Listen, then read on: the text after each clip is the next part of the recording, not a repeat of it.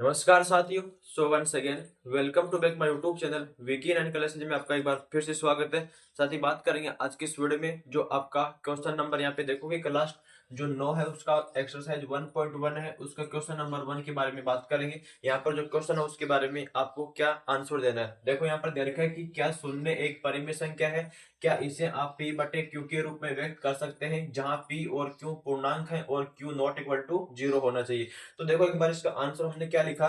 यहाँ पर सबसे पहले देखो कि यहाँ पर है कि हाँ शून्य एक परिमेय संख्या है, इसे p बटा क्यू के रूप में व्यक्त कर सकते हैं। अब यहाँ पर देखो अगर हमारे पास में जो जीरो कोई संख्या है एक यहाँ पे इसको p बटा क्यू के रूप में लिखने पर हमें क्या प्राप्त होगा, क्योंकि अगर आपने ऊपर मानो कि ऐसा लिखा कि ऊपर आपने एक मान जीरो लिखा, अब नीचे इसके आपने एक लिख दिया, तो ये क्या हो गया p बटा क्यू का रूप हो गया। मतलब ऊपर वाली जो संख्या हुई वो तो क्या हो गया जीरो हो गया, पूर्णांक है हमारे पास में, तो वो हो गया हमारे पास में p हो गया। और नीचे वाला जो पूर्णांक हमारे पास में वो क्या हो गया, यहाँ पर हमारे पास में q हो गया, वो भी क्या अपने आप में एक पूर्णांक है। तो इसको जीरो बटा एक के रूप में हमने लिखा, तो यहाँ पर आ गया जीरो बटा एक आ गया।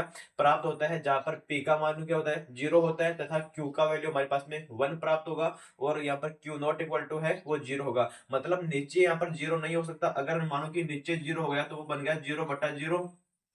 अगर जीरो बटा जीरो बन जाता है तो वो हमारे पास में क्या होता है अपरिभाषित रूप होता है। क्या होता है अपरिभाषित रूप होता है। तो नीचे हमारे को जीरो नहीं बनाना है। आपको पता होना चाहिए कि किसी भी संख्या को अपन p बटा क्यू के रूप में लिखते हैं। जैसे मैंने पांच लिखा यहाँ पे, तो पांच के नीचे भी अपन वन लगाते हैं, तो ये भी क्या हो गई p बटा क्यू के रूप में हो गया। यहाँ पर हमने 10 लिखा, 10 को भी हमने एक इसके नीचे एक लगाया, तो ये हो गया 10 बटे एक। तो ऊपर वाला p हो गया, नीचे वाला हमारे पास में q हो गया। तो हमारे पास में यहाँ पर एक संख्या क्या थी, जीरो दिया हुआ था। जीरो के अंदर हमने पहले ऊपर इसको लिखा जीरो, अब नीचे क्या लगा दो एक लगा दो, तो ये बन गया p बट्टा क्यू का रूप। अगर इसको p बट्टा क्यू के रूप में हमने लिखा तो ऊपर बन गया जीरो, नीचे बन गया एक, तो ये हमारे पास में p का वैल्यू जीरो बन गया और q का वैल्यू हमारे पास में वन हो गया। इस प्रकार से आप इसको p बट्टा क्यू के रूप में लिख सकते हैं। तो साथ ही उम्मीद करता हूँ ये इसका छोटा सा आंसर था जो आपको समझ में आया होगा कि जो संख्या जीरो होती है उसको p बट्टा क्यू के रूप में लिखा जा सकता है या नहीं लिखा जा सकता है। तो हम बोलेंगे उसको p बट्टा क्यू के रूप में लिखा जा सकता है। क्यों, ऊपर जीरो होगा नीचे क्यों होगा, तो इसको बन जाएगा p बट्टा क्यू।